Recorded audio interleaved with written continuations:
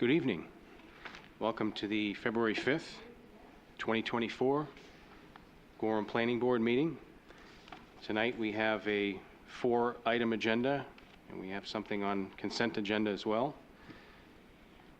And item 1 is a public hearing, Land Use and Development Code Amendment. Item 2 is a discussion preliminary subdivision plan, KV Enterprises LLC, Roby Street. Item 3 is also a discussion for private way, Dakota Cummings, 59 Wood Road. Item 4 is another discussion, site plan amendment, Town of Gorham, Little League field lighting. And may we have a roll call of the board, please? Certainly. Mr. Frank? Present. Here. Burrows? Here. Mr. Hager? Here. Mr. Benson? Here. Mr. Delaney? Here. Mr. Grassi? Here. Looks like we have everyone present this evening. And we will start with an approval of the minutes from last month. So there were two meetings, January 8th and January 22nd. And did the secretary review the minutes? Yes, I reviewed the minutes for the January 8th meeting. They were accurate and well written. I emailed Laura the minutes for the January 22nd meeting are not yet ready. Thank you. And next up is Chairman's report. I don't have anything to report this evening. And we'll move on to the committee reports, starting with the Ordinance Review Committee. Excuse me, Mr. Chair. We should have a vote on the minutes. Oh, yes, we should do that. Can we take a vote on those minutes? Motion to approve. Motion to approve. Second. Okay. All in favor? Thank you. Yep, all in favor. Thanks for the reminder. Now we will move to the committee reports with the Ordinance Review Committee. Yes, Mr. Chair, the Ordinance Committee just met here for the last hour. Continue to review the the proposed draft Aquifer Protection Ordinance. And this is the second time we've discussed it. I think we're still been kicking around the depth of the applicability of the proposed ordinance. And at the end of the discussion, Tom Poria said he would try to get us some additional expertise in terms of a hydrologist to come in and chat with us and see if that helps us work through it. So more to come on that. Thank you. And Comprehensive Plan Implementation Committee. We have not met, Mr. Chairman. Thank you. And that takes us to the Administrative Review Report. We have not had any applications come for the Minor Site Plan Review Committee. Thank you. And so we will move on to an item we have on consent agenda, which is letter A, which is for the Brickyard Quarry expansion, which is a request to extend the northerly property line buffer into acquired property and to excavate ledge within 150 feet where blasting was not previously permitted on Mosher Road. That's zoned I, map 31, lot 15. And the applicant is represented by Sean Frank with Sebago Technics. And I guess it will have some backup from planning. Yes, this is the second time that you've reviewed this. It is for both site plan amendment and a special exception review and approval. It again is for the expansion of the quarry area, not anything having to do with the business or the buildings or whatnot. Some items of note where we recommended that they merge the parcels on the plan so that the buffer is shown from the merged parcels and not from a lot line. That was a little confusing to some of the reviewers, so the applicant should be doing that. The third-party review of the operation noise has indicated that no additional adverse impacts are expected, as long as nothing has changed from the previous reporting.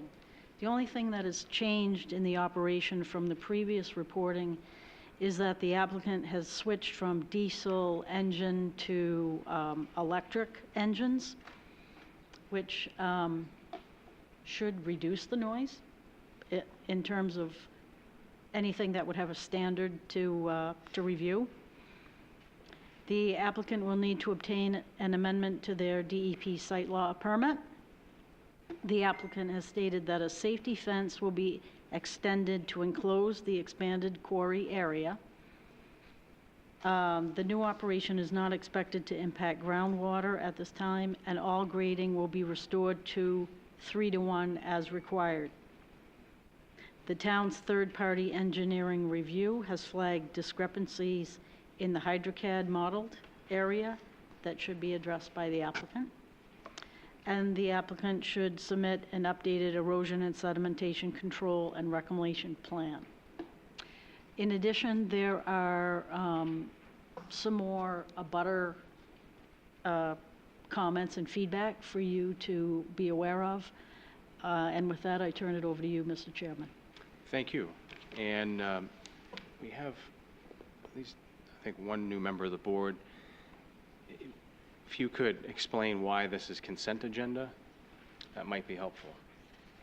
Consent agenda items are the board, during a previous meeting, is under the belief that the applicant will be able to take care of most of the items that are outstanding or that were found by staff and be able to change the plan easily before the next meeting. And so the board would place the project on consent agenda such that there should be very limited comments during that consent agenda board meeting. So that's where we find ourselves tonight. Thank you for that. Appreciate it. You're welcome. And then specific to this being on consent agenda, I was trying to figure out what we were waiting for. There was some information that we were kind of waiting for. So the HydroCAD issues, that's not really part of this, right? It is in that they can update that for their stormwater report. Yes, yep.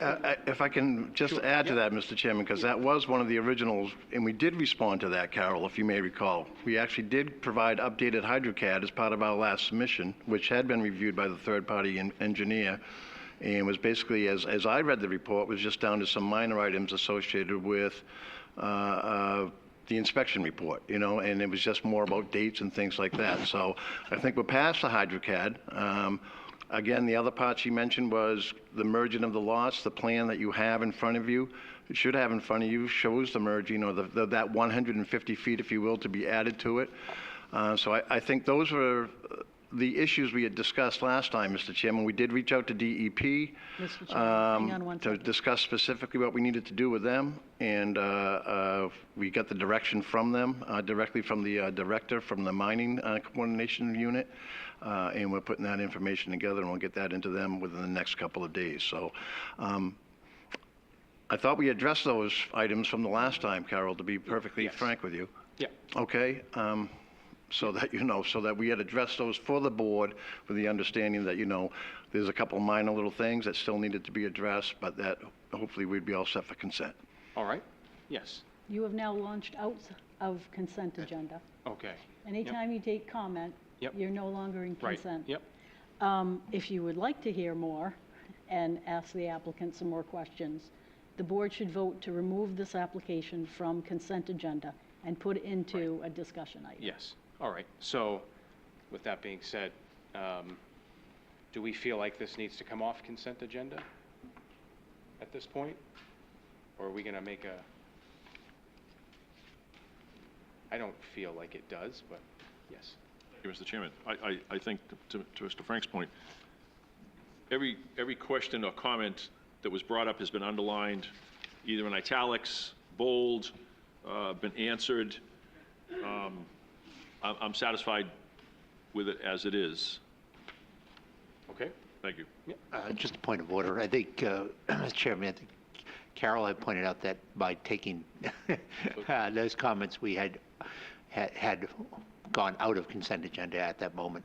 We didn't take a vote yet. And you already are, So, technically. oh, we are already. This discussion is. So do we have to take Yeah. a vote just for formality, or? Yes. Okay, Yes. all right, so I guess let's take a vote. Should it come off consent agenda? Yes, it has to. Ask you. So, all right, 6-0. All right, so we're off consent agenda now. What do we want to discuss? I think Mr. Chairman. Yes. I think your point, and I think most of well, all the items I read through have been addressed. Yep. Yeah. Okay. I guess the only other comment I make, since we are on the record now on this, is that I hope that the applicant does work with their neighbors. 'Cause that seems to be very, very, coming across very strong. I've read all the input from the abutters and neighbors, and I think the applicant has some work to do with their neighbors that falls outside the jurisdiction of the planning board. Thank you. If I could comment, I think it's also, we discussed that the code review officer code enforcement officer will address any outstanding violations that the applicant has had in the past. I think that's already in the works, and those were some things that have been brought up by the public. Yes, thank you. So, someone want to make a motion, or?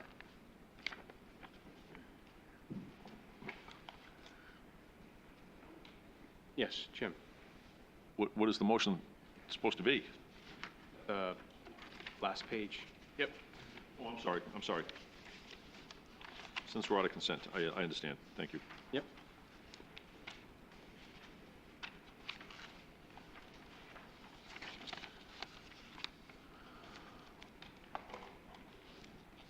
Yes, Jim. Thank you once again. I have a motion of final site plan amendment and special exception approval. Move to grant Shaw Brothers Construction Incorporated a request for a major site plan amendment and special exception approval for an expansion of an existing quarry located at 341 Mosier Road on map 31, lot 15 in the industrial zoning districts based on the findings of fact as written by the town planner and modified and conditioned by the planning board. Is there a second? Second. Second, Bill. All in favor? Looks like all 7, I guess. Yeah, 7.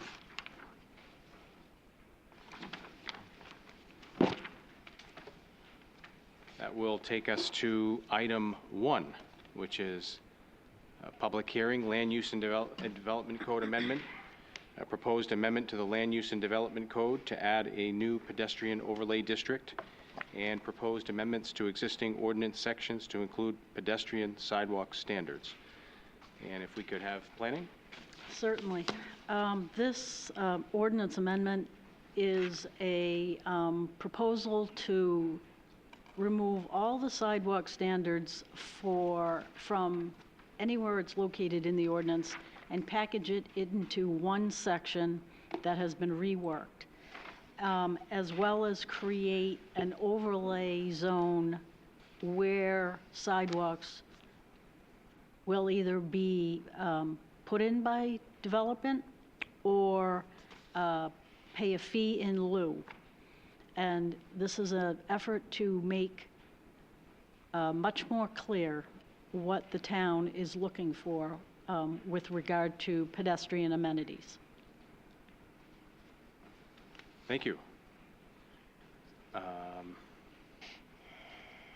This is, oh yeah, okay, this is advertised as a public hearing, so we will open it up to the public if they would like to make any comment on this one.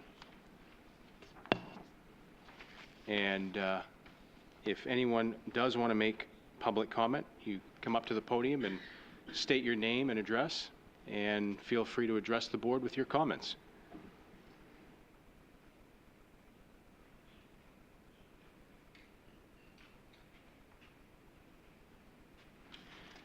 Good evening. My name is Jack O'Brien. I live at 114 South Street, corner of Roby and South.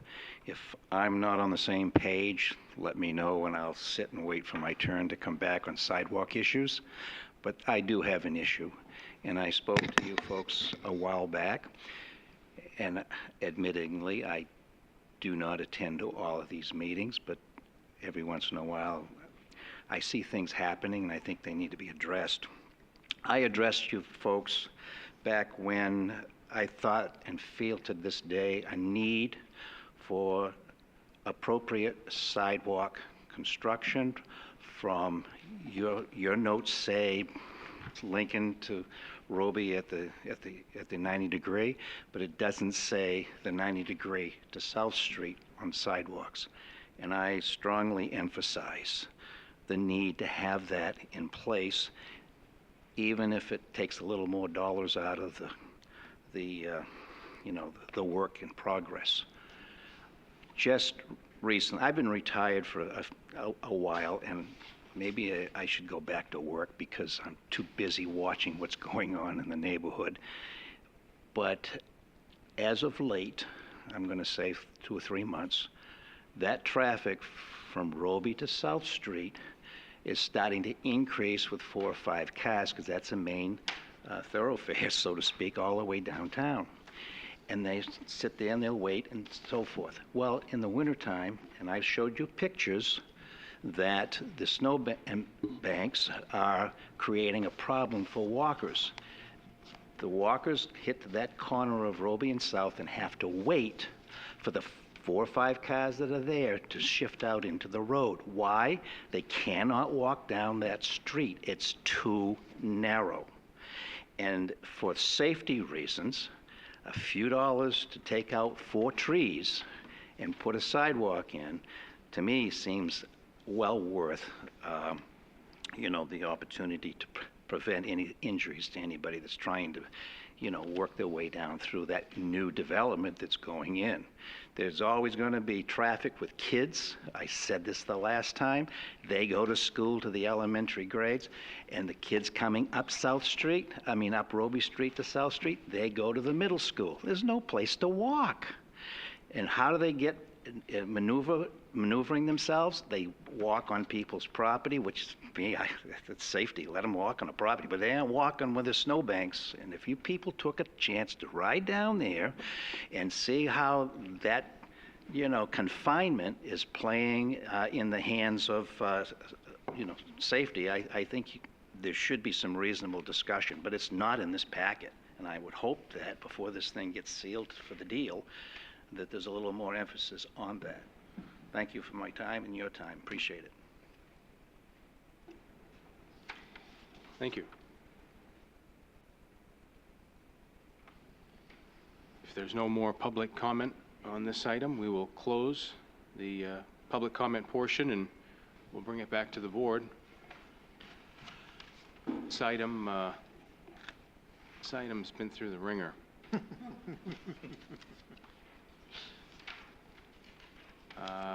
Very good discussion. Yes.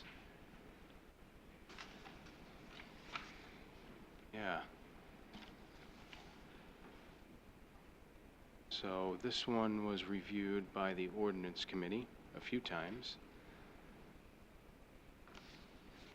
Does anyone on the ordinance committee have anything else to comment or wants to make any changes? Mr. Chair, I think within the ordinance committee, we reviewed this extensively, and there were a number of changes made which are reflected in the current draft.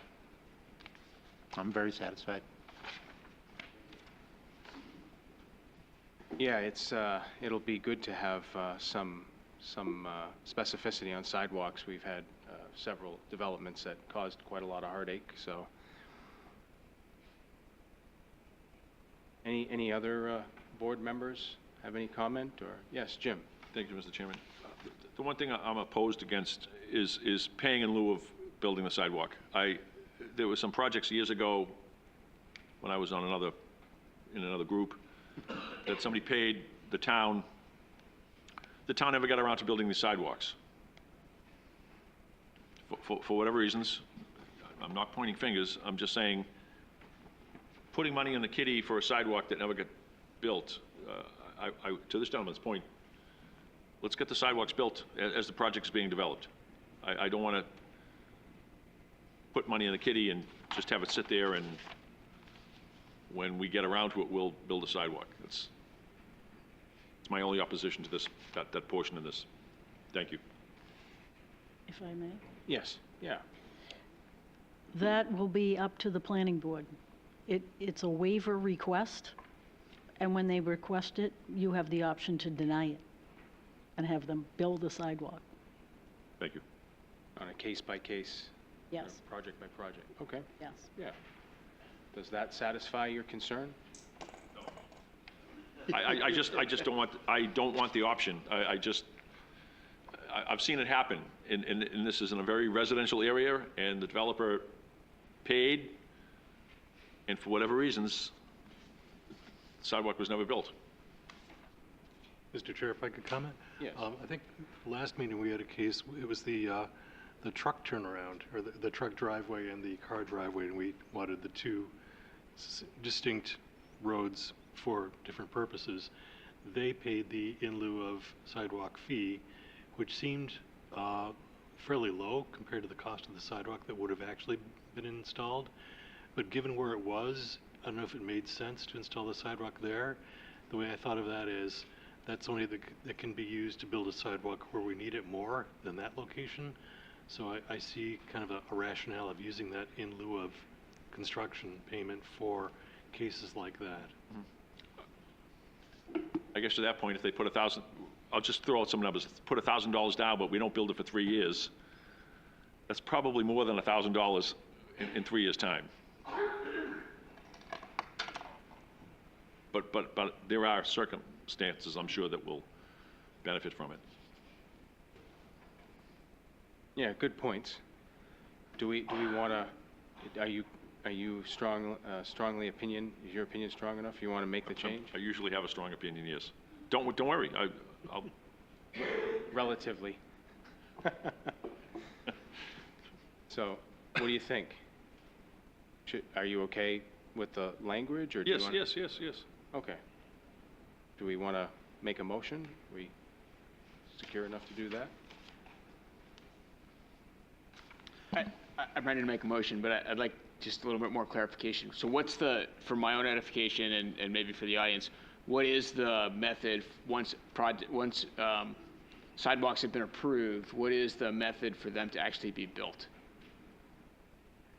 What's the plan? Like, in who both cases? manages that? In both cases? Yes. In the case where the developer will build it, they will build it out as they build out their Their development. development, yes. Whatever that may be.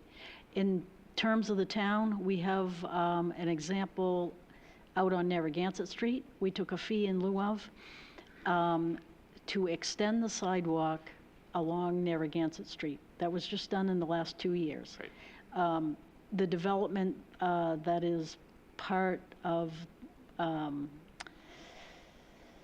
yes, where the old racetrack was and the old fairgrounds, out in that area, we are headed out that way. So part of the fee that we took from that development went to the extension. Did we have all of it? No. So the plan is to continue out that way. So as that gets Right, so developed out. who manages that plan, and how do we know, how do we all know what the next? The town council budget is the town council's budget. Those things are embedded in the town council's budget. So are there pending sidewalks getting ready to be built? Yes. And how do we find out where those sidewalks are? Tom Poirier has them in his head. Yes. Do I know of an actual list and a plan and here's where we're going at each given moment? I do not. Okay. But the manager, the engineer, the public works director, and the director of community development may actually have that written out, but I haven't seen it. Okay. So I know that's I'm not aware beyond of the it. purview of the planning board, but it may be helpful. It's a great question. It may be helpful for all of us if we knew what that plan was and could communicate it. I agree. Yeah, okay. And Mr. Chair, if I might piggyback on that question, just to clarify that, so if a developer pays $74,500, as was in a project we just recently approved, that money, if the developer was to pay it, goes into a fund that's to be used to, it's not earmarked. It goes into a sidewalk fund that could be used somewhere else in town, not necessarily saved for when that project gets connected. Yes, but. The but is, it is the ideal to have it earmarked, if you will, for the area of town that they're actually constructing in. That would be nice. That sort of it's the reasonable nexus model. You want to have things located as close as possible to where someone's actually constructing or working on a project. Thank you. Yes. Mr. Chairman, I would move to forward the pedestrian overlay amendment to the town council with the recommendation for adoption. Do we have a second?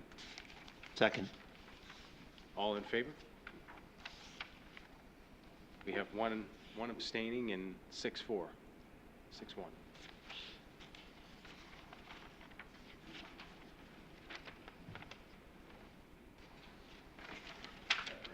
To item number 2. Discussion, preliminary subdivision plan, KV Enterprises LLC, Roby Street. A request for approval to construct 43 single-family residential lots, M24L20, M25L8, zoned UR expansion. The applicant is represented by Sean Frank, Sebago Technics.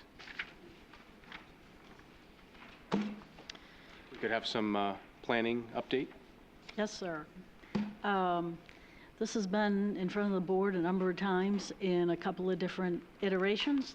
One is for the subdivision of what is what we have determined to be 44 lots, and we'll clarify and make sure that's true with the applicant, and also the contract zone. But tonight we are looking at the subdivision itself and the first phase of the subdivision.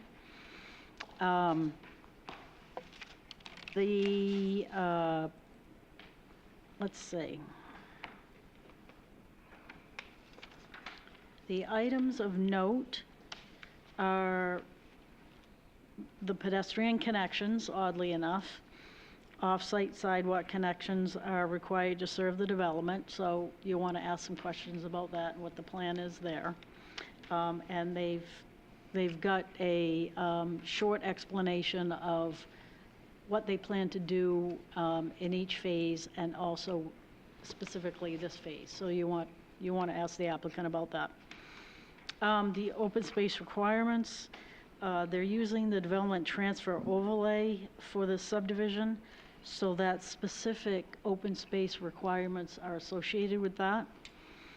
At least 50% of the required usable land within the open space is supposed to be used for formal or recreation type facilities, and not just open land, if you will. So we want to have an explanation of what they would consider doing within that. And then again, the development transfer, the density calculation is going to be roughly the same, but it is what I believe should be calculated on 44 units rather than the 43 that we had previously calculated it on. And then the development transfer fee per unit for anything that is above 234 units. This is for the entire subdivision in its entirety. They would pay $16,500 per dwelling unit. And with that, I turn it over to you, Mr. Chairman. Thank you, and we will hear from the... Mr. Chairman? Yes. May I ask, it might be beneficial, particularly for the folks here this evening, if Carol was to kind of go over the process that we're following here, because this is, I mean, I find this confusing, and that we're following these two parallel paths with the contract zone discussion 1 week, and now this. It might kind of go over that. It might make Sean's presentation more meaningful. Yeah, that would be a good idea. Oh dear, why not completely confuse everybody? Yes, there's two different tracks here. The contract zoning process is an overall contract that the developer is entering into with the town in order to set specific parameters that they're going to develop under. The one reason for that request is because the developer, at the behest of staff in town, has added in multifamily development. To do multifamily development, you have to do a certain number of units within that building.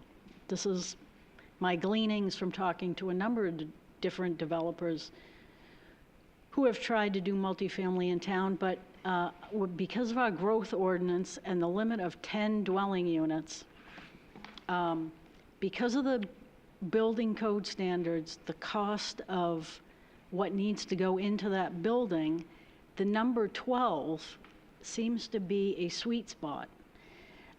They seem to need to do 12 units within these buildings. So without more of an explanation, not being a developer, I can't tell you any more detail other than that. So they went to the town council to request the contract zone in order to do more than the 10 dwelling units at any given time. And then when you get doing that, then you talk about many other things: setbacks, the layout, sidewalk connection, you know, it trickles into a couple other things. So in the contract zoning language, we have more than just the discussion of the 10 units versus 12. So in that contract zoning language, they've spelled out with the town council a number of different workshops, a year and a half worth of workshops, and then that has led here to do workshops with you, only on the contract zone. The subdivision review and the site plan review eventually, subdivision is for the lots, the separate lots that one single-family house will be constructed on. Site plan review will get kicked in when and if they start doing the multifamily buildings.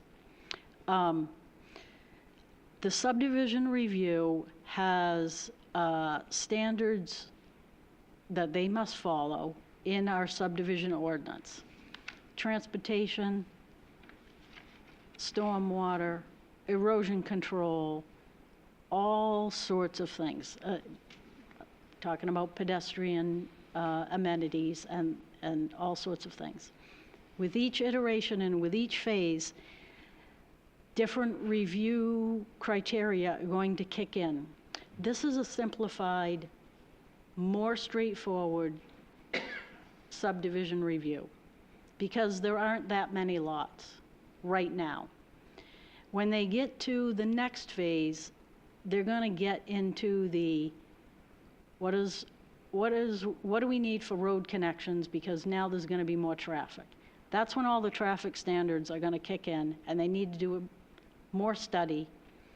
They need to talk to DOT, because DOT regulates the roads that we have in connection with this, outside of just Roby Street. The DEP gets reviewing all the stormwater. They will be reviewing this phase and every other phase as they go through the development. They'll have to submit more amendments as they go along. Yes, what else can I add in? That's been good. Okay. It's good. No, it's helpful. So this is just this subdivision, the 43 lots, kind of with blinders on to what the rest may be. And if it was under the contract zone, we would be going through this anyway, right? Yes, All right. And if with or without the contract With or without, zone, so if, you would be reviewing the 43 or 44 lots right. as is. Yeah. And then if the contract zone, and each subsequent phase will come in for a similar review, contract zone or no contract zone. Correct. Thank you. Yeah, so we can hear from the applicant. Thank you, Mr. Chairman, members of the board. My name is Sean Frank. I'm a civil engineer with Sebago Technics. With me tonight are Vincent Mayetta and Kedrick Ballantyne of KV Enterprises. As you all know, this has been in front of the board numerous times. We had a pretty extensive conversation, I think it was 2 months ago now. Had review comments from staff and third-party reviewers. We responded to those comments at the beginning of last month, as well as updated the plan set. So with that, I'll probably just kind of highlight the changes that we've made, and certainly after that, be happy to answer any questions that the board has.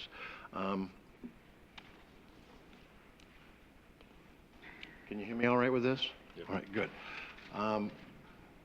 Number one, just from an access standpoint, vehicular access standpoint, the overall concept had been coming off from Bramblewood with a connection going up to Roby being actually at that 90-degree intersection, if you will, with Whisper and Pines coming off the end. We had another roadway coming down in through here. You may recall originally we were proposing this as a dead end with a gravel access over to the proposed pump station. In accordance with conversations with this board and based upon the initial discussion with the council, we are now showing a connector, if you will, an actual connector going over to the end of White Birch Lane. So that plan is part of the plan package within your plan. With that, again, working with town staff, we worked the proposed intersection at the end, as well as access to the gravel parking area that services the ball fields.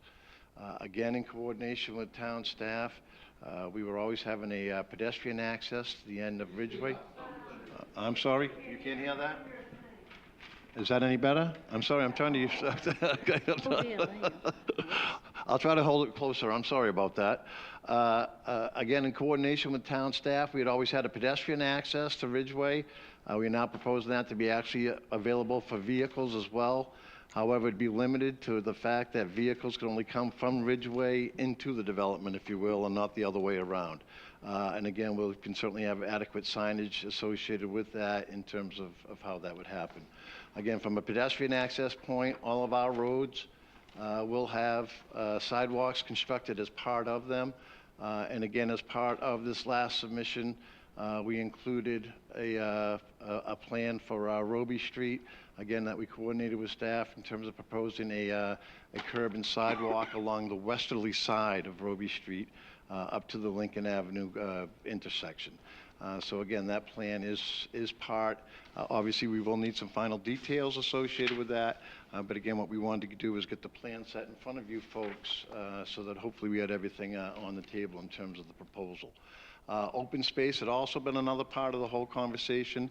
As you'll recall, as part of the whole development and as part of the initial purchase of this property from the existing landowner, which again, still owns the property, there's 51 acres down off of New Portland Road that's going to be conserved and actually conveyed to the land trust.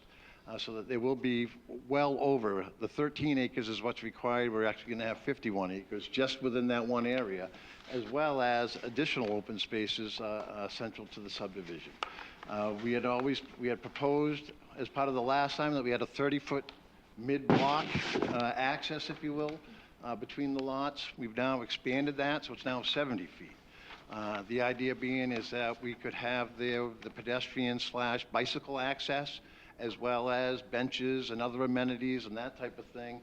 As you recall, the intent would be is that would basically go all throughout any future development, so that we would have that mid-path block going out through the whole area. The intent was at that time to propose an overall open space plan, if you will, but of course, except for this phase, it's awful difficult to do that until we kind of have a little bit better direction in terms of what can and can't be done with the remainder of the property. So right now, what we are proposing is basically a 70 by 110-foot area in the middle that we'll prepare a plan for you folks to look at, hopefully between preliminary and final. The other part was, again, open space, pedestrian access, vehicular access. We are showing the 44 lots. I guess we did start with 43. And again, that was just kind of in terms of adjusting all the lot lines. Again, the road network hasn't changed. It was just, again, making the whole lot lines work out in terms of the 78 feet of frontage, if you will, with 110 feet of depth. So we had that 140%. As you remember, there's part of what we have to deal with, that the length is 140% times the width. We have submitted to DEP for stormwater. We actually needed to update that to include the access road going across. This does have curbs with it, catch basins, and that stormwater is being brought back to the pond. So we have updated our stormwater and need to resubmit that back to the DEP as part of that process we're going through with them. Again, working with staff, there have been some concerns raised about drainage coming off from the abutting properties and the abutting roads. There's actually a detention basin right in this area here.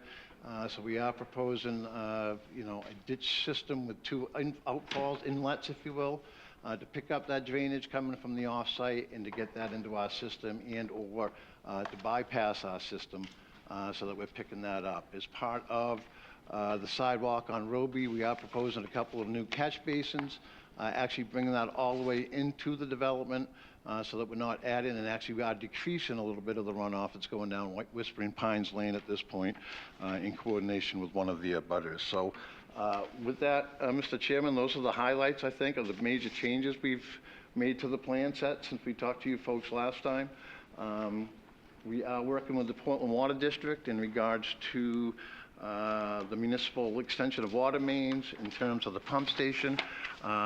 We have submitted this plan set to them. They have comments. We're working on those. We're hopeful that we're at a point for preliminary, understanding that there's still a lot of detail that needs to be worked out between now and final. But obviously, I'd like to just get some reaction from the planning board that, we're moving in the right direction so that we can kind of start pulling that final plan package together. So with that, Mr. Chairman, I conclude my presentation. Again, be happy to answer any questions the board has. Thank you very much. So on the open space, what's the total we have now? And what's the total acreage of open space? The total acreage that will be required for the whole project would be 13.8 acres. What do we have for this development? This is right now, that area is about 0.2 of an acre. Question for planning, do we have to look at that per phase? This is the preliminary phase. They're going to be doing a final that needs to come to you for the complete approval of this phase. It is my understanding, correct me if I'm wrong, Sean, the open space plan is something you're going to submit for the final plan stage. It's true, and we will pull together an open space plan of the overall development for you folks to have. It's just like I say, as you can imagine, that's kind of a work in progress as we're working our way through what will that overall development look like. But again, just for this particular phase, if you will, I mean, what we do have is, again, we've had a lot of conversation about this mid-block connection, if you will. So we widen that out. Again, I think we just had it as 30 feet before, which certainly limited what we could do within there. It's now 70 feet, over double that. so that allows us some flexibility in terms of adding some additional amenities besides just a 10-foot wide bicycle slash pedestrian path, again, sitting benches and landscaping and things along those lines. But we will certainly have a plan specific to that area as well. Like I said, our intent, though, is to get you an overall open space plan. It's just, that's going to be one of those things that we are going to have to just wait until final to be able to get that in front of you. All right.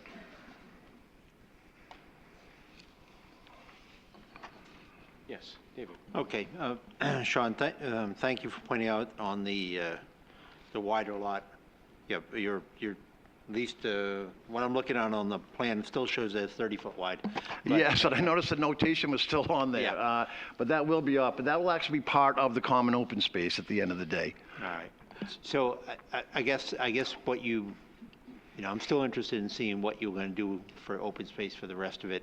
I'm assuming you're struggling because of what your next phasing would look like to figure out, because as I've pointed out before, you got a lot of room, set aside the 51 acres, you still have a lot of room there to work with. Absolutely. And just to be, and I'm glad you mentioned that as a benefit, because we did meet with the land trust in regards to that 51 acres, and in terms of how they wanted to handle that. And basically, their comment to us was, they're good at doing trails, so they want to do the trails. The trails will be up to them in terms of how that whole, obviously there's a pretty good, there's trails down there now. How those get extended, how those get maintained, that's something that the land trust wants to be taken care of. So in terms of, active area,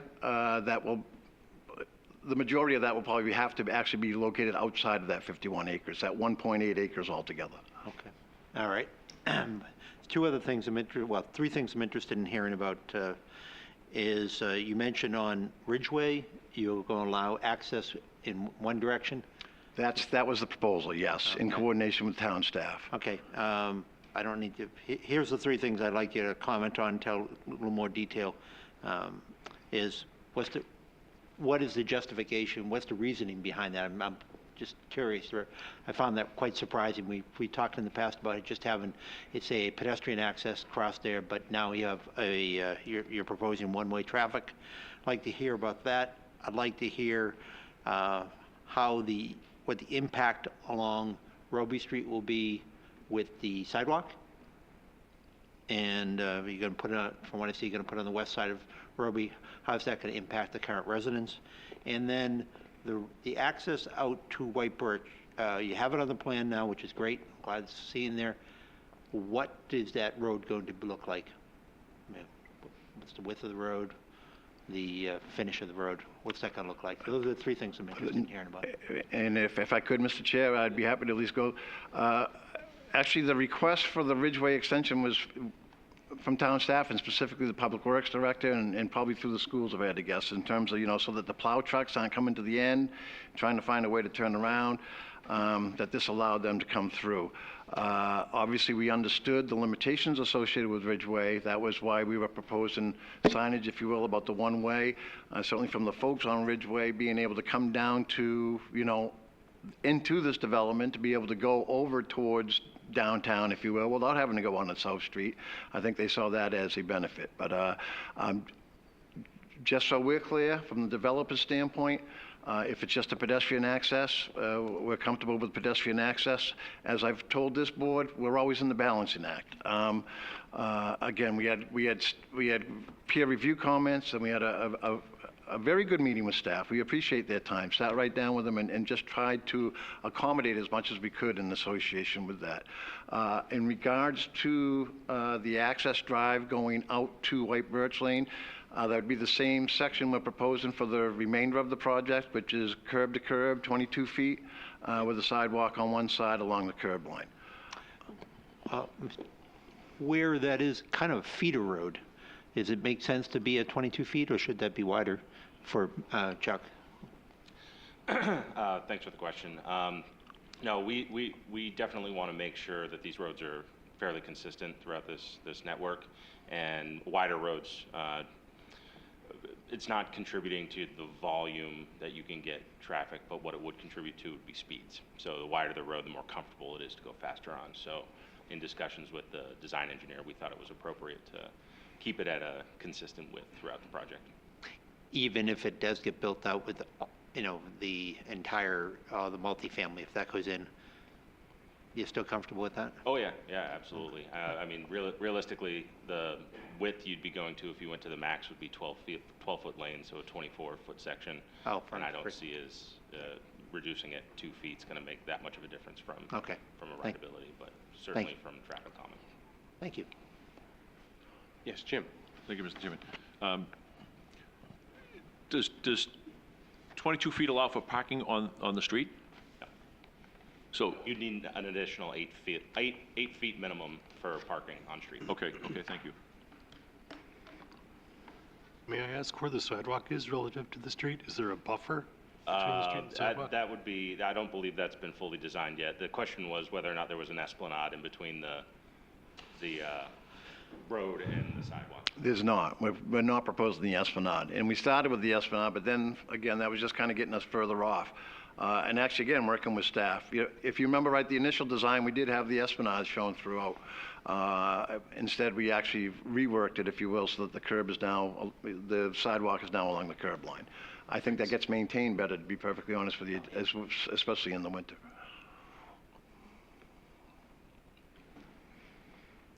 And I owed you Roby Street, I believe, yes. Thank you. So again, it's along the westerly side. It's all located within the right-of-way. We're not impacting any poles.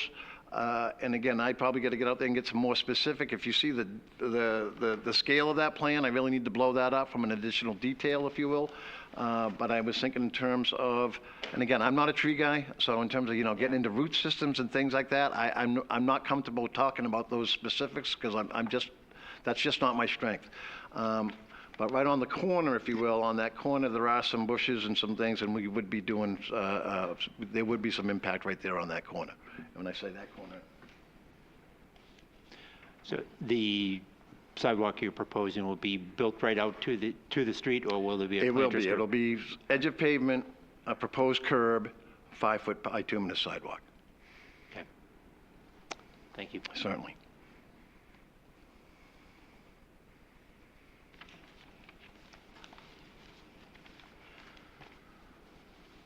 Yes, Jim. Chairman. It appears at Ridgeway, more specifically between Lot 27 and 28 and Lot 30 and 31, we have proposed, I'm going to guess, future roads, future streets?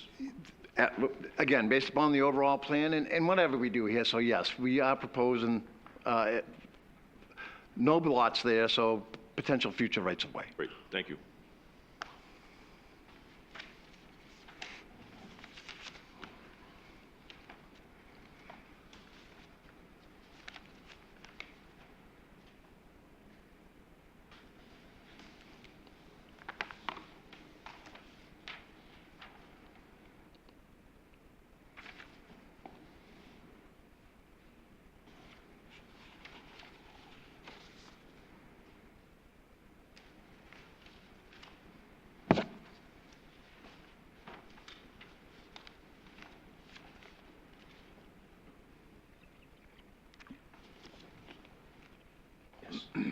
Just a question for Carol, excuse me. So at this point, they don't need a traffic study for the 43, 44?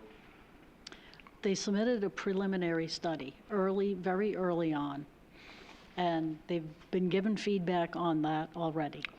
They need to submit more information when they want to do the entire project review. As soon as they kick into phase 2, they need to do the updates to that study and All right, that's what you were referring to earlier. Yeah. get us some more information to review. Right, and if I can, Mr. Chairman, it's the traffic study that was provided was specific to the 43 lots.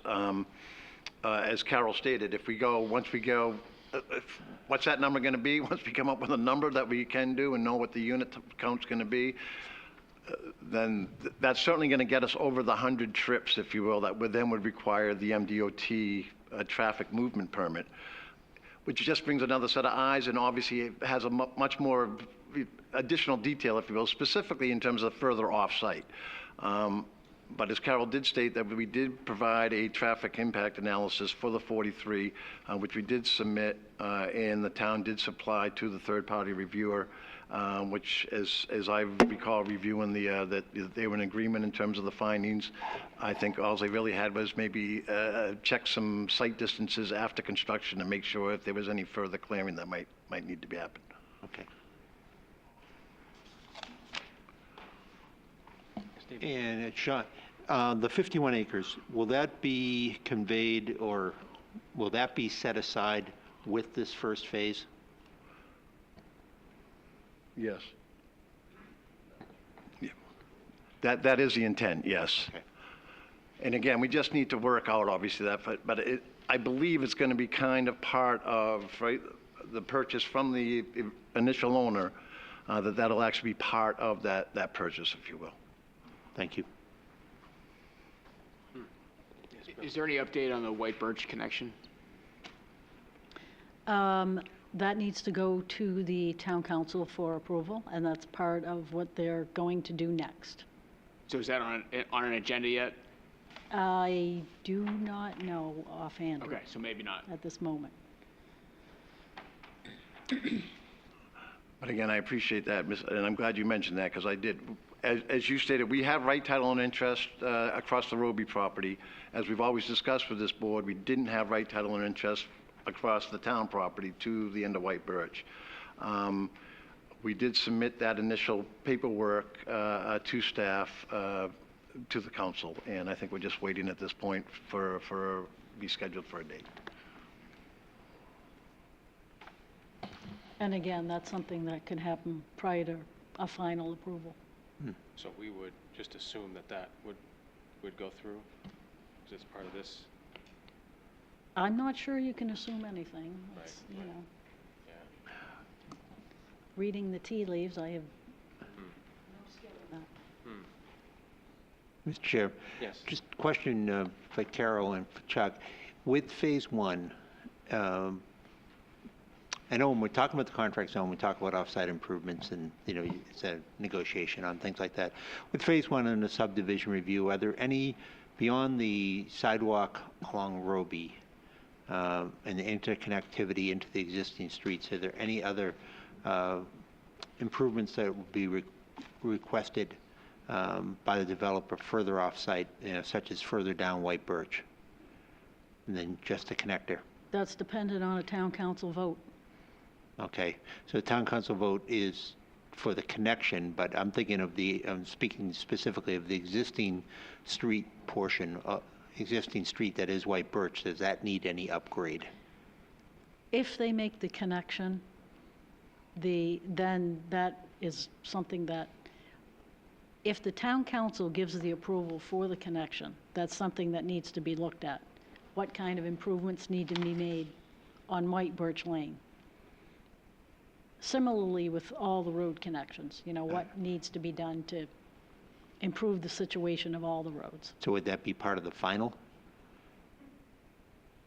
for phase one? Possibly, Okay. depending on the town council vote. Okay.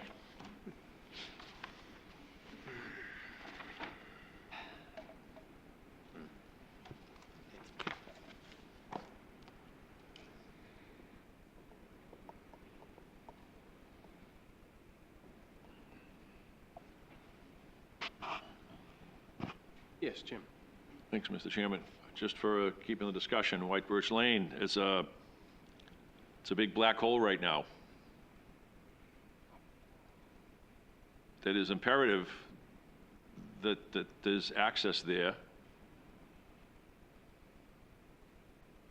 And we would hope that there'd be some influence of how important it is to have that. If the council, majority of the council sees it another way,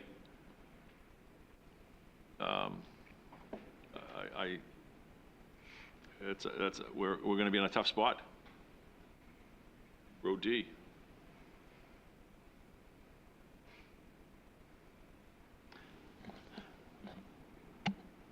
Yeah, I agree. Will we have that knowledge, up or down vote on that? Will that take place before we get to final approval, asked to do final approval on this Phase 1?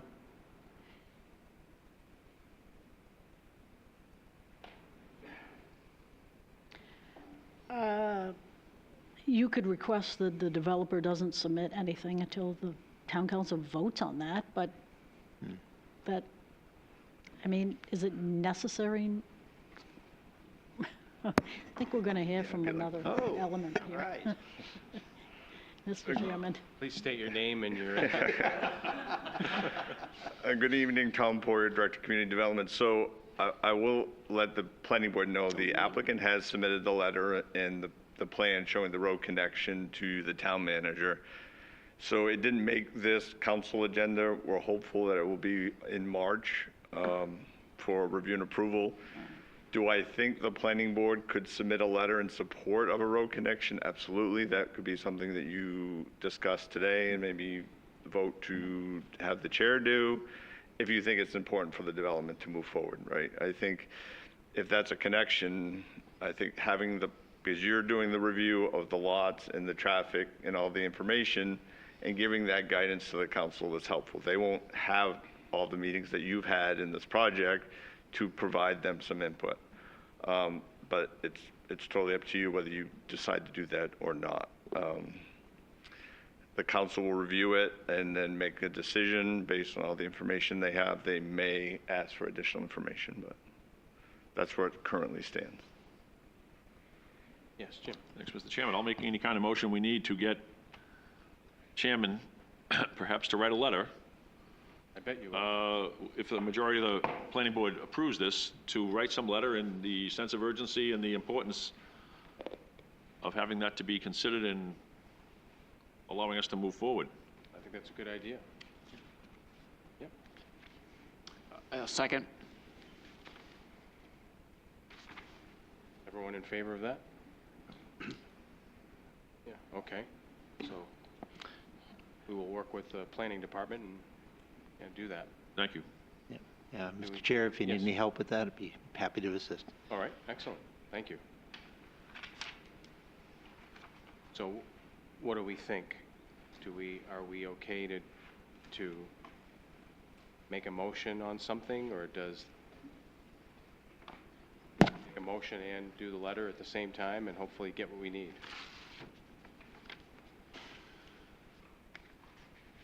Yes, Jim? Mr. Chairman, I think if the planning board so approves, I think that's some insurance, along with the letter that you may draft, to show support. I believe if we can get the town engineer to also chime in on this, we got a 22-foot road based on experiences, and that would add some weight to the letter. If you're asking us to vote to accept, this tonight, I'm not prepared to vote in acceptance. It seems to be coming together for the 43 unit subdivision, but I certainly want that road to be part of it. And if it isn't, I'm not sure I will vote to support it.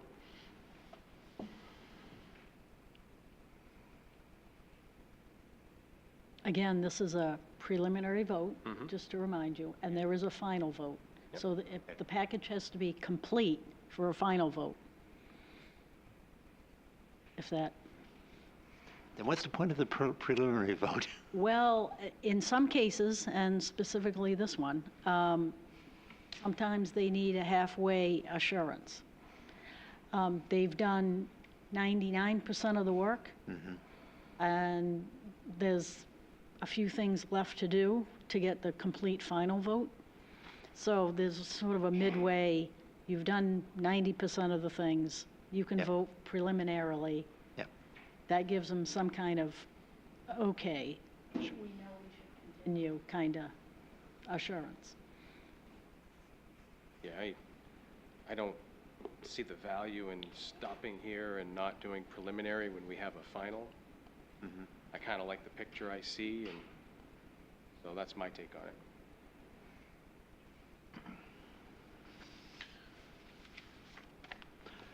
Well, Mr. Chairman, I agree that, that there's been a lot of questions have been answered between our last session and this. A lot of details are coming together.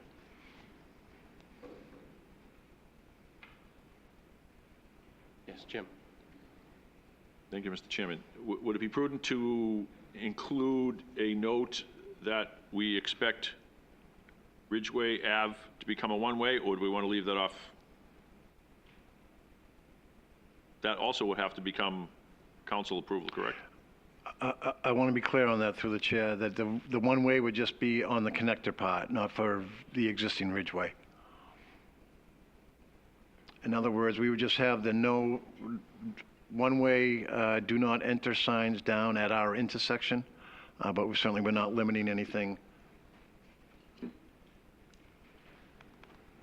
intent would just be is that traffic wouldn't be allowed to come from here onto Road C, if you will, onto Ridgeway, that it could only come this way. But what's going on Ridgeway within that existing is we're not proposing to change at all. Oh, okay. And I apologize if I wasn't clear on that. No, my misunderstanding as well. I'm all set, thank you.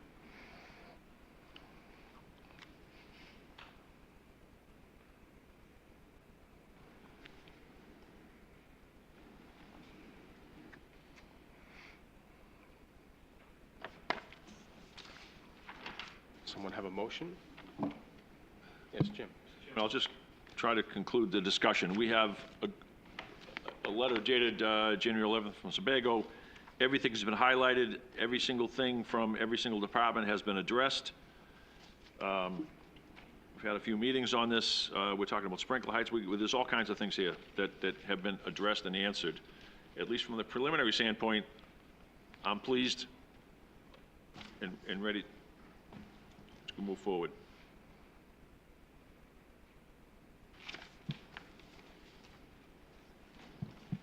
I would just add my voice that I would be concerned if the White Birch connection wasn't approved, and that would be the thing that, and I think that's consistent with what the board's been saying, and so that shouldn't be a surprise, but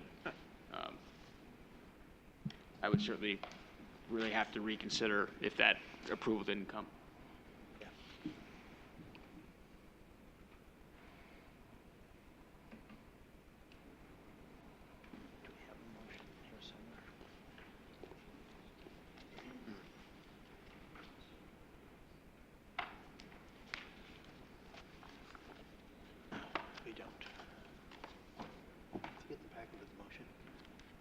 Yes, Jim.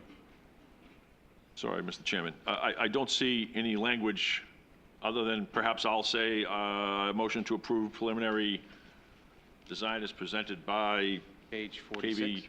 Page 46. I'm sorry? Page 46. Page 46. I move to grant preliminary subdivision approval for Roby Street subdivisions located on M24, L19, 20, and 25, 1.8, 27, 1.20 in the urban residential and urban residential expansion zoning districts based on findings of fact and conditions of approval as written by the town planner. Is there a second? Second. All in favor? Like 7. Thank you, folks. Thank you. I appreciate your time. Yep, thank you. That will bring us to item 3, which is also a discussion. It is a private way, Dakota Cummings, 59 Wood Road, a request for a private way to serve a single-family house lot. M24 L16 zoned R. The applicant is represented by Andrew Morrell, PE with BH2M. And if we could have some backup from planning? Yes, thank you, Mr. Chair. So this item was before the board for sketch plan review in June. 2023. What the applicant is looking to do is build a one-lot private way in order to create a buildable lot for a single-family home at the back of map 54, lot 16. Some items to note. So since the sketch plan review, the applicant has relocated a shed that was within the setback that would have been required, a 20-foot setback for the private way. So that has been addressed. That was the primary issue that was noted during the sketch plan review. So a couple of other things that staff have noted in their review. The applicant's only listed one name on the street and driveway name approval form. 3 names are required, so we'll ask the applicant to add 2 more names to that form. Public Works directors reviewed this plan and noted the length of the culvert. The intersection should be a single section of 50-foot pipe. That would be better than the proposal of a 40-foot pipe with additional 4-foot section. That's something that has been discussed with the applicant and they appeared to be agreeable about. You may wish to discuss that with them further to clarify. And I'll note that we've received 2 comments since the staff notes were prepared, one over the weekend and another at around 5 p.m. today that we wanted to highlight for the board, and we provided printed copies of those for you this evening. The first is from Tim Zorillo, who noted that he is an abutter who has a property. It's shown on the site plan with a pool fence that's located within 2.5 feet of the property line. Mr. Zorillo brings up concerns that the private way would be in full view of his pool and would like the board to discuss privacy screenings with the applicant. He also noted the silt fence that would be installed would be relatively low, and I guess just something to note for the board, silt fences are put up during construction and are required to be removed after construction. Their intent is not to provide a privacy screen, it's to provide sediment control during construction. So just something to note for the board on that. Another comment we received was from the Willettes, Dan and Stephanie Willett, which raised a question about the right, title, and interest of the applicant, noting a mortgage document that they have found. We have not had a opportunity to review this or run it by the town attorney. So it is an item we have not been able to check into at this time. And with that, Mr. Chair, I'll turn it back over to you. All right, thank you. And now we will hear from the applicant. Good evening, Andy Morrill from BH2M. Thanks for hearing us tonight. Here representing Dakota Cummings, Stacks Building, Inc. As Damon said, this is a just under 2-acre parcel. The parcel has 50 feet of frontage on Wood Road, it's not a buildable lot, does not have 200 feet of frontage. In order to do that, we need to create a private way to make this a buildable lot. So the applicant is proposing a 446-foot long private way built to the 1-lot private way standard. It will serve 1 single-family house lot. Road will be 12 feet wide. We call it a road. It's really a driveway. It's a 12-foot driveway to serve the single lot. We did have a sketch plan with the board back in June. I think that we have not made significant changes to that since you've seen it. As Damon said, we did relocate the shed on the land out front of Brandon Gavitt. That has been relocated to meet setback requirements. We did have a meeting with town staff last week. As Damon said, one of the major items was Public Works wanted us to extend the culvert at the intersection with Wood Road. We show it as 44 feet long. They are requesting us to extend that to 50 feet to make it function better. We're more than happy to do that and would be happy to add that to the plan before you guys endorse that plan. We did receive town comments late last week, and I don't see anything there that can't be addressed again prior to you guys endorsing the plan. We did receive comments from the abutter, Mr. Zarillo. I apologize if I'm not pronouncing that right. The abutter to the west of this parcel. The applicant has a pool in that location. It's shown on our plan roughly around station 350 of the road. The corner of the pool deck is about 2.55 feet from that property line, as I show it on the plan there. Damon touched on some of the issues about silt fence. I support that. I did speak to the applicant today, and he would be more than happy to provide some landscape buffering between the proposed driveway, roadway, whatever you would like to call it, and the pool area. So we will certainly add that to the plan before you guys endorse that. With that, Mr. Chairman, I will throw it back to you, and happy to answer any questions the board may have. Oh, sorry, one more thing. I did not receive those other comments you received today, Damon. If you could get me a copy of those, that would be greatly appreciated. Thank you. Thank you.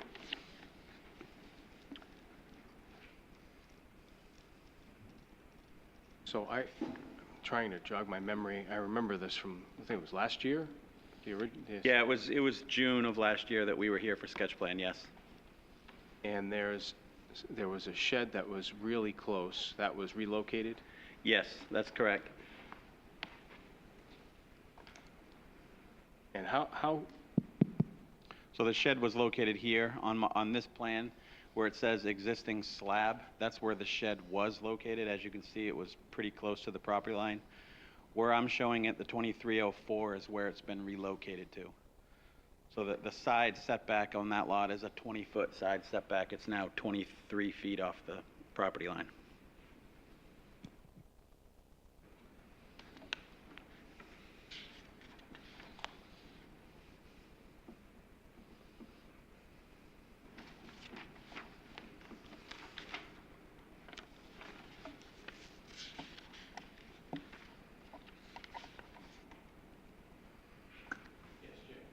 Thank you, Mr. Chairman. Good evening. Good evening. I was wondering if we could look at the private way cross-section Yes. with 3-to-1 slopes on either side, 2-to-1. Yes. But as we approach the pool and the pool fence area, Yes. will we still have that culvert? So, yes, either side, right? Yes. It's symmetrical. Correct. So when we go up to the pool fence, we're only 2.5 feet. Correct. I don't know how far from any of those edges of that road are we from, is that 2.5 feet the property line, not? Yes, the 2.5 feet is from the existing edge of the fence to the property line between the two parcels is 2.5 feet. Okay. To give you some perspective, the edge of our road is about 22 feet from the property line. Okay, thank you. I see the dimension on the 58 feet going in, but I didn't see any reference from that. Yeah, so it's a 50-foot wide right-of-way. We're proposing a 16-foot road, 12-foot road with a 2-foot shoulder on either side. So you've got roughly 22 feet from the edge of the road to the edge of the property, meaning the edge of the road to the pool fence is 24 some odd feet, something like that. Thank you. Yep.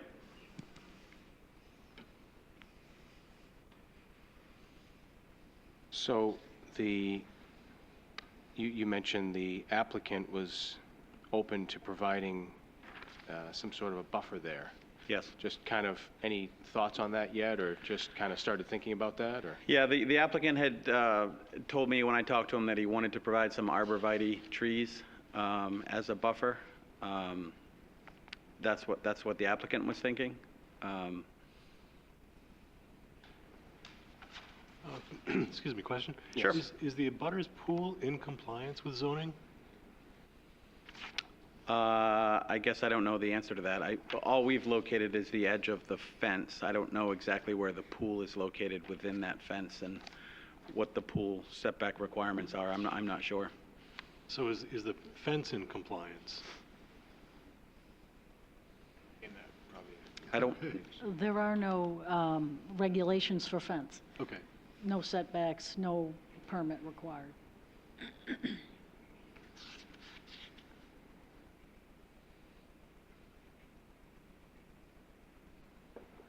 So they could build a fence right up to the property line? Yes.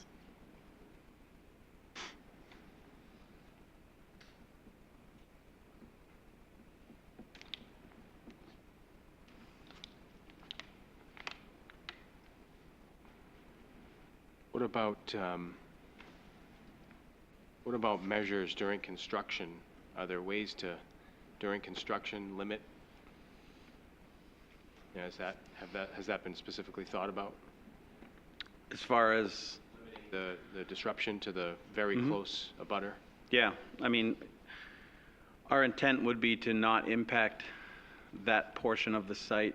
You know, so I'm showing the silt fence kind of as our edge of work is what we're thinking. We would like to keep that work as far away from that pool deck and patio as we can. Again, as I'm showing it, it's probably 15 feet, 14, 15 feet, something like that, to the property line from where I'm showing the edge of the grading right now. Our hope would be to be able to maintain that. We could take that a step further and put a requirement that the applicant, prior to construction, have that area staked out by a surveyor to make sure that that area doesn't get disturbed during construction. We would be happy to do that to make sure we protect that that area as much as we can. Yeah, with it being so close, that's probably a good idea. Yes, Jim? Thank you, Mr. Chairman. Do we know above ground or in-ground pool? I believe it's below ground pool. I believe the abutter's here. The abutter's here. Why don't you step up to the podium, introduce yourself? Absolutely. I can, Mr. Chairman, members of the board, I can clear up the confusion as to pronunciation of my name. It's Zerillo. My name is Tim Zerillo. Nice to meet you all. And I am one of the abutters. Thanks for hearing from me. The last question was, is it an in-ground pool? It is an in-ground pool. So the fence area, let me turn this on. The fence, can you hear me? The fence area shown right here is the corner of the pool fence. Obviously, I need to have a pool fence because of code. And the pool area, and then there is some green space here, and then the pool itself, and then my house is very close to that edge of the pool area. So in the submission that I sent to you all, where I was taking the picture out my back slider, effectively I was standing about here from inside my house taking a photo. And so, you know, I only came and rise to address you folks to just talk about a few concerns. My wife and I moved to this property in 2005, and in 19 years I've never had to address this board. You know, I grew up in Wyndham, my wife grew up in Standish, so we kind of split the difference and moved to Gorham. And one of the things that attracted us about the Jordan Drive neighborhood is that it seems to me that it's kind of a rare neighborhood in that it still has wooded lots around the property. Those seem to me to be growing rarer and rarer every day. And my wife grew up in one in Standish, and I grew up in one in Wyndham, and so that was attractive to us. And our neighbors are Dan and Stephanie Willett, who you've referenced, have also issued comments to the board, I think, this evening, and I also would join those comments. So that was really our attraction to Jordan Drive. I had an 8 o'clock doctor's appointment this morning. It was a busy parking lot, and as I was pulling in, I couldn't help but think of this meeting tonight. The person ahead of me made this weird maneuver and then kind of parked at an odd angle between cars. That's kind of how I think of this plan. Because as the engineer said, it cuts through 446 feet of woods from Wood Road. Those woods are largely undisturbed. They're not on that plan. I suppose they are. These woods, my house, as I say, is here. This is the beginning of Jordan Drive, where this gray area is here. Jordan Drive runs off of Wood Road. It's a small development of maybe 10 or 12 houses with a cul-de-sac on this end. And effectively, this is all, this area here is kind of a wooded acre or so adjacent to my property. And the only thing that's there is a field and some solar panels that help to power my house.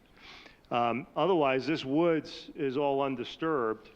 And it seems to me that the plan, very respectfully, and of course I'm respectful of anyone wanting to develop responsibly, cuts through that dangerously close to my property. If you could imagine it with your own property, if you were sitting in your backyard and you imagine 20 feet or so from that backyard that cars would be driving past, that's effectively what this plan is to me. And again, I'm respectful of the buyer and of the people putting this together, but that is effectively my concern. Thank you for explaining what a silt fence is to me, because I didn't know what that was. I appreciate that. And I also appreciate the comments related to potential landscape buffering and the chair, I believe's comments related to not disturbing areas during construction. I can't imagine how our property will not be disturbed during the construction of a 446-foot gravel driveway through existing woodland. It's hard for me to imagine how it won't be disturbed, but I appreciate any efforts in that regard. And really, I'm just here in case any members of the board had questions about the property or the neighborhood or anything I could answer. So that's really all I had. Thank you for listening to me, and I'll take any questions anyone has. Thank you.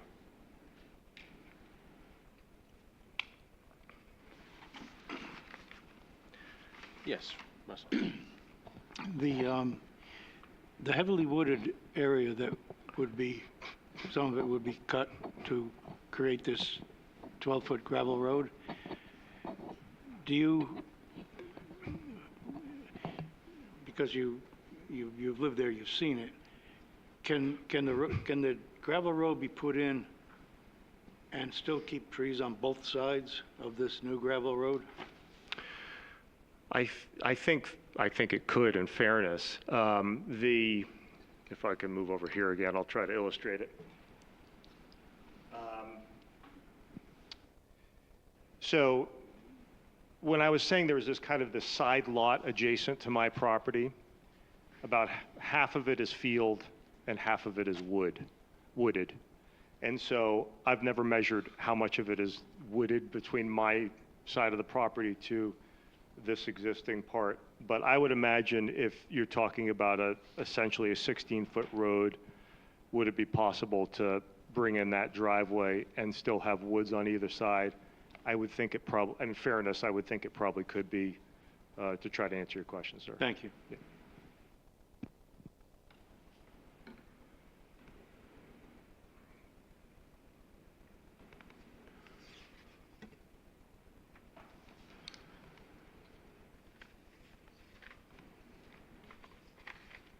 I think we'll close the public comment. We appreciate your contribution. Thank you very much. Thanks for having me.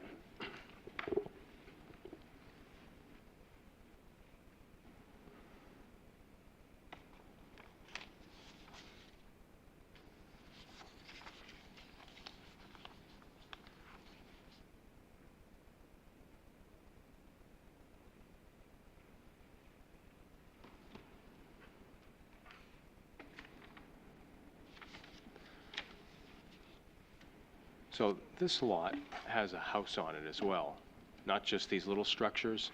This lot out front? Yeah. Yes, it does, correct. And where is that roughly? Because I was looking at it earlier. I just wanted to make sure I was clear where that was. I believe the house is kind of back in behind the shed and. Oh, okay. Right, is that accurate? House is about in here? This is the house for the gentleman who's giving the property. Yeah. His house is on Wood Road. Is it behind these structures? The shed, and I thought it was, the house was sitting in here, no? No, it's because it's on Wood Road itself. Okay.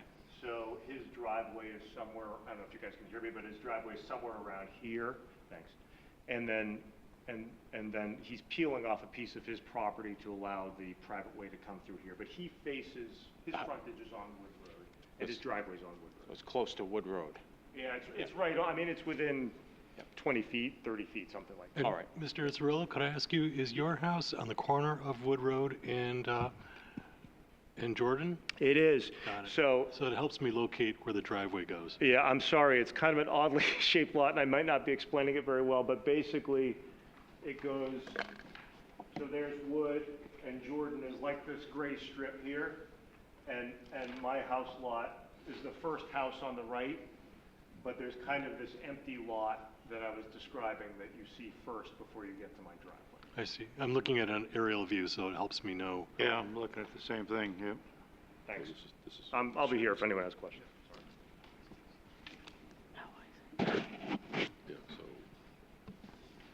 Mr. Chair? Yes, David. A question for Andy. Yeah. Andy, what I've never seen is what the whole front lot looks like. I mean, just since all this has been brought up, was it ever considered, is it even possible to run the private drive up the other side of the lot? So this lot was cut out of the lot in the front owned by Brandon Gavitt. So this lot was purchased with this Okay. finger being a part of it. That's all done? So it's all right. it's all been cut off, and we're kind of tied to this location. Yeah. Got it. Thank you. Yeah, wonderful.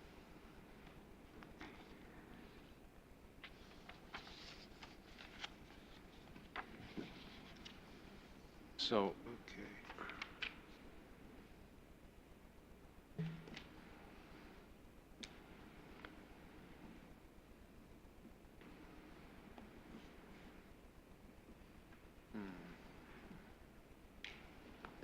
yeah, sorry, Jim. Yes, Jim. Thanks, Mr. Chairman. Personally, I'm ready to move this along. However, under conditions of approval, can we add some teeth, something to the effect that we would support, endorse, hope for some shrubbery, some buffer, trees, bushes, something. I'm not sure what the term you use, sir. We were proposing some landscape trees. Landscaping, sure. Yep. And again, we would try to keep as much of, if there's an existing, whatever there is of existing buffer there, when we get the construction done, we'd like to keep as much of that as we can. Yeah, so And maybe then if additional, put some additional trees in there to provide an adequate buffer for the abutter. adequate buffer and some screening. Yep. Yep. I had a question for the staff. So there was another comment that came in late that you mentioned, Damon, and so I would assuming any approval that we did, if we did approve this, it would still have to go through some type of legal review if there's some unresolved legal issues, or should we table it, or should we put it in consent and pending the result of that review? I would recommend putting it in consent, because this has to do with right title and interest. Right.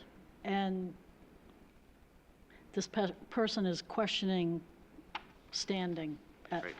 which is the very basic nature of what you look at before it comes to you.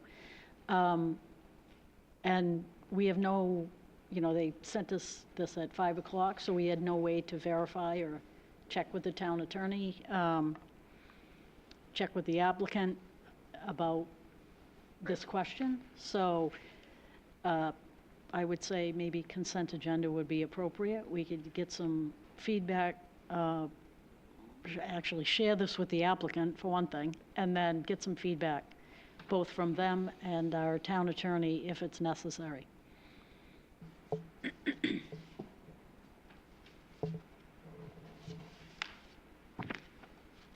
Mr. Chairman, if I may add to, just to capture that condition of approval, so it would be that a landscape buffer be added to the abutting map block lot 54-16-301.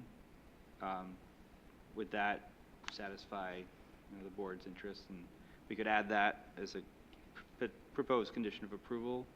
And then, so when you consider it under the consent agenda, long as that was fine, you could then approve it, or else you could vote to take it off consent agenda for further review.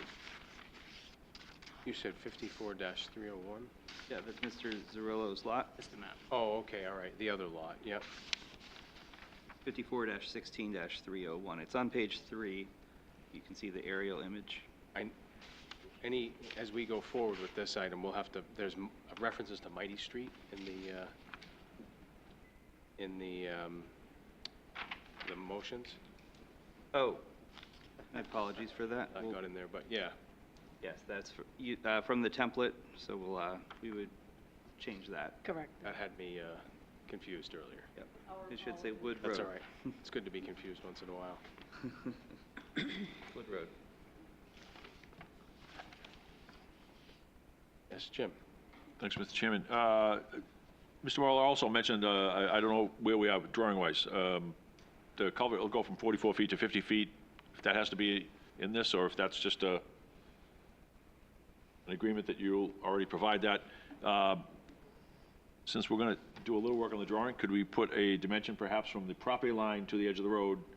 Sure. Some, just Down by the pool? yeah, specifically, yes. Sure. That would be great, I think. Sure. You have a nice dimension there from the relocated shed at 23 feet and an inch or so, give or take. Thank you. No problem.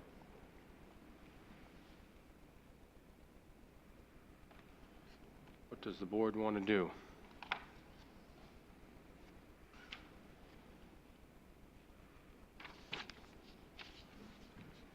I move to put this on consent agenda, to move the review of Dakota Cummings' request for approval for 447-foot private way off Mighty Street, Wood Road to future consent agenda, pending the submission of revised information addressing outstanding staff and planning board comments. Is there a second? Second. David, and all in favor? Looks like all 7 in favor of consent. Thank you.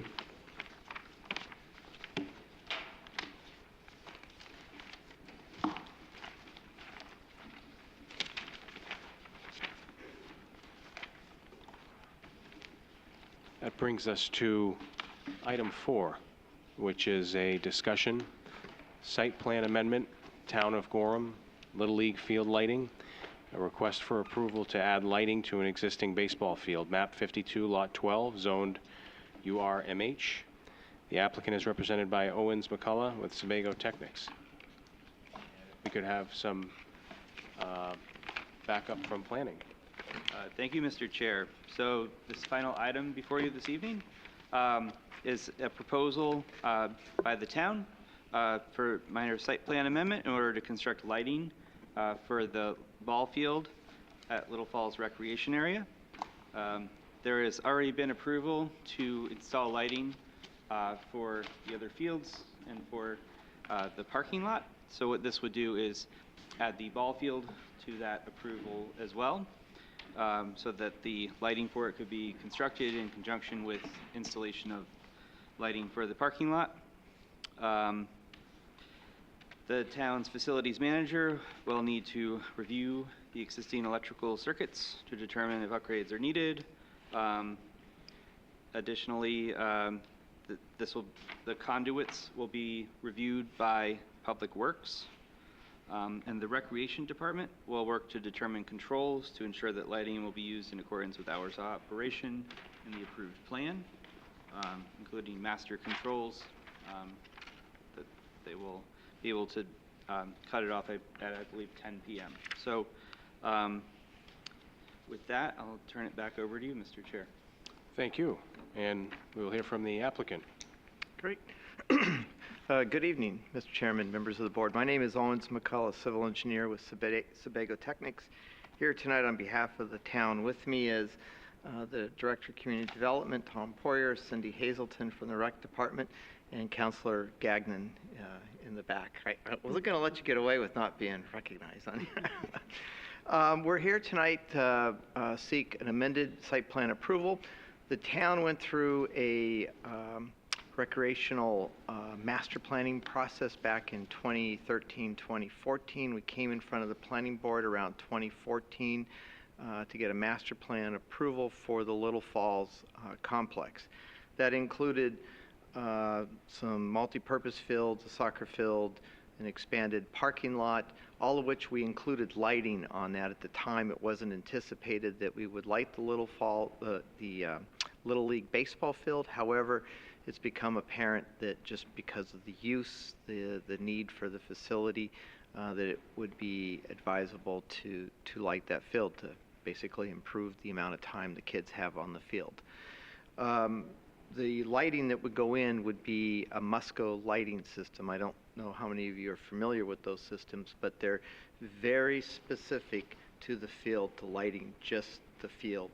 If you've ever been over to Roby Park where the softball field is, they call it total light control. They put the light on the field and there's almost no spillover outside of the field. It's very, very specific. Dark skies compliant. It's all LEDs, controllable systems that Cindy control either manually or remotely. They can set the times the lights coming on and off. Very, very efficient. Great life expectancy for them, and they're pretty power efficient. So that would be the system we'd be proposing. There's 4 light poles that would go in, 2 behind left and right of home plate, and 1 at each end of the outfield. And that covers the entire field. We did include photometrics into your packet that shows the photometrics of the outfield, the photometrics of the infield, and basically it goes to 0 pretty quickly outside of those fields, just the way those light systems work. When I did the Memorial Field in Portland years ago down at Deering High School, it was kind of funny. One of the complaints they had was that it was dark in the stands because the lighting was so focused on the fields. It just lights what it needs to. So one of the requests that came with this from the Public Works Director, and I think Chuck over there included it, was that, so we originally planned to light the parking lot. That hasn't been done yet. So the request is at the same time we light this field, we light the parking lot, because in theory the kids and parents would be coming at night and they would like to have the parking lot lit also. It's fine, we'll work that we'll make sure that gets done at the same time. Electrical, there was talk about the electrical service, all underground to the light poles. We do need to have the facilities person and our electrical engineer just verify the service all underground to the poles. That would be just part of the actual install of the light poles. So we would take care of that as part of the project. And that's really it. That's the extent of this project. Pretty straightforward. We're here to seek the amended site plan approval. I know that in the packet, one of the recommendations, I think it had to do with the timing of noticing, was to move it to the next meeting for a public hearing. I think if there was no concerns or comments coming from the public, that the board would have the ability to put that on a consent agenda, so we would ask for that consideration, and obviously with the conditions that the town engineer, Public Works Director had recommended. One thing I want to note, it's in there, Cindy had commented on it, lights would be out by 10 o'clock. There would be nothing after 10 p.m. with the lights. And again, all of this is controlled electronically. She can actually program it in advance. We're talking about putting the controls in the new building that was constructed.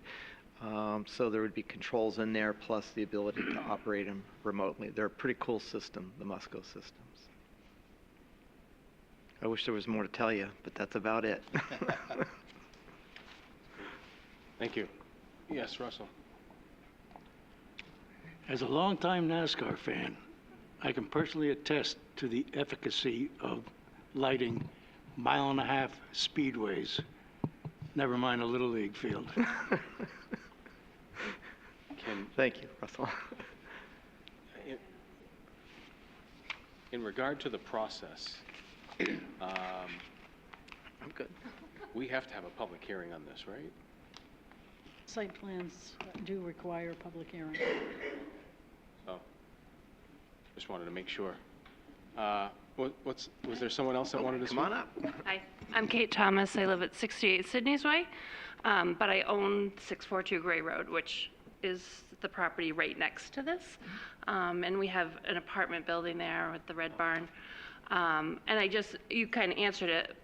Since I have tenants, the lighting at night, I just was concerned about when that's going to get shut off. Because right now, the tennis courts do stay on pretty late. I don't know what their timing is, but it is pretty darn bright because there's no real buffer between our property and that. So I guess I just wanted to be sure we were aware that there are tenants that live there, and I'm kind of in charge of them, so. This Thank you. system, sounds like this system should be a vast improvement. Hopefully they don't.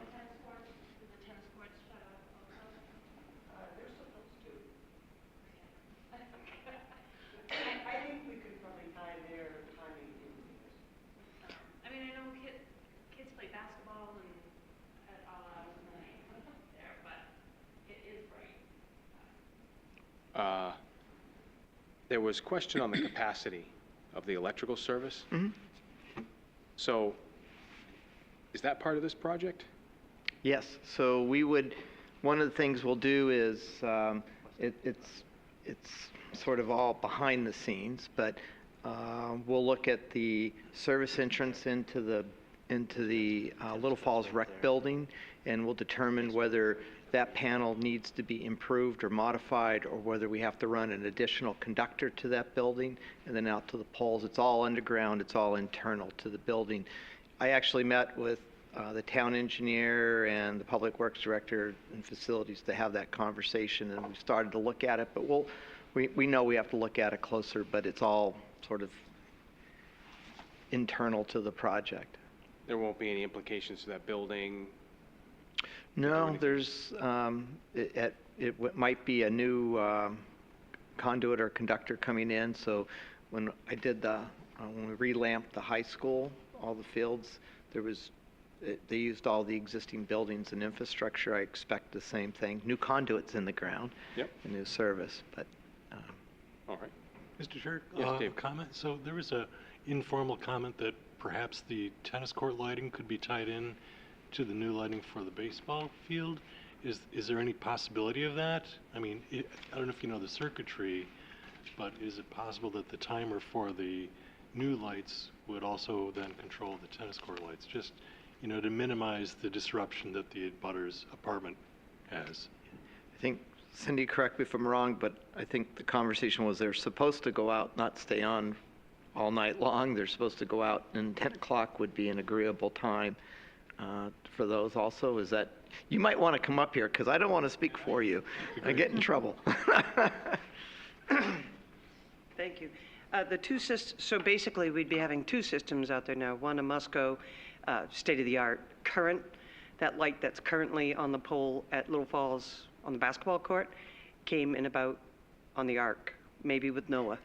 And it's not tied into anything. So we'd be in a position, the town would be in a position to have to really look at that and go back to find something a little more current or something, but that's not in this intended project. But that is something that is always on the list to get improved, but that's what's going on.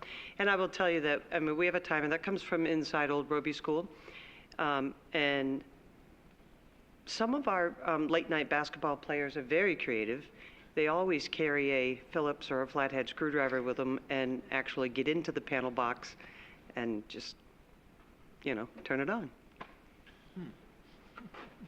Yes, Jim. Thank you, Mr. Chairman. Cindy, so regarding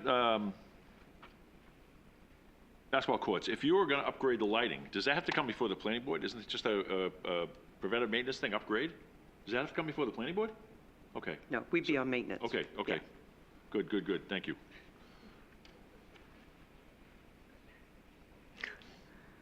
You want me to write a letter, Jim, on that one too? And you can put all the basketball players that use it, Jeff Manchester perhaps, and a few others. Careful, Van, Jim will probably say I yes shouldn't to have said that that. question. Yeah, I you know. shouldn't have said that. That's the like pushed right for the basketball court. Pop it open and turn them on. Yeah. All right. Anything else? Good. We, make a motion, and it's pretty obvious. So this is to go before a public hearing. All right, so I'll make the motion to, I move to place the Town of Gorham's request of a site plan amendment to install baseball field lighting at Little Falls Recreation Area, map 52, lot 12 in the urban residential zoning district, on the agenda for the next available planning board meeting for a public hearing. Is there a second? Yes, Rob. And all in favor? Looks like 7-0. Okay, great. Thank you. Thank you. And that wraps up the regular portion of the meeting and brings us to other business. There any other business? It seemed like there is. I'll let the board know that I have been drafting a letter from the chair to the board about White Birch Lane. I will endeavor to send that to you and Mr. Walsh, as you had said you would chip in a little. Do it. We'll do some drafting. Get it to the town council. Excellent. Jim? I believe that letter perhaps will say, with support of the entire planning board, but signed by Mr. Grassi, correct? Yes. So that they know that it has the full weight of all of us. Any, yes. Yeah, Okay. that sounds good. Yeah. Yep, that sounds good. Any announcements, or? No?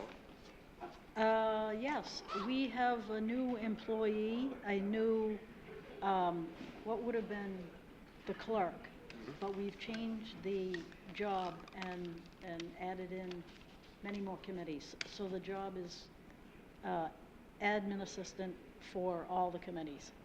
So we do have a, if you will, replacement for Barbara, which has been a little while.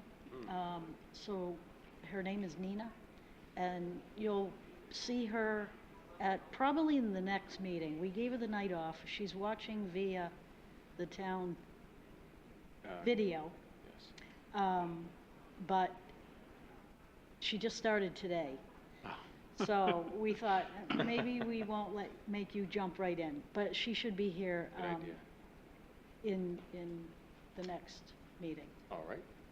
And do we have a second meeting this month, or? You will, yes, The 26th. 26th? 26th. Okay. Yes, because of President's Day, it falls 3 weeks. Yep. Okay. Yes, Russell. General purpose comment for our audience out there. Yesterday afternoon, my wife and I went to the high school to see Mamma Mia. Go see it. Those kids are, I shouldn't call them kids, but, well, they are kids. They are wonderful. I mean, it had been about 3-4 years since my wife and I had gone to a high school musical like that. But this one was amazing. Go see it. Yeah. Good. Good idea. I'm a little partial. One of them's my nephew. Oh, wow. Nice. One of them is my son, so I met him. All right, My son is one of the dads. all right. Nice. He played Okay. one of the dads. How long is that going for? This week and next. Yeah, yep. Friday, Saturday, and was- Sunday coming. as Right, well. this weekend passed, and then Next weekend. Yeah.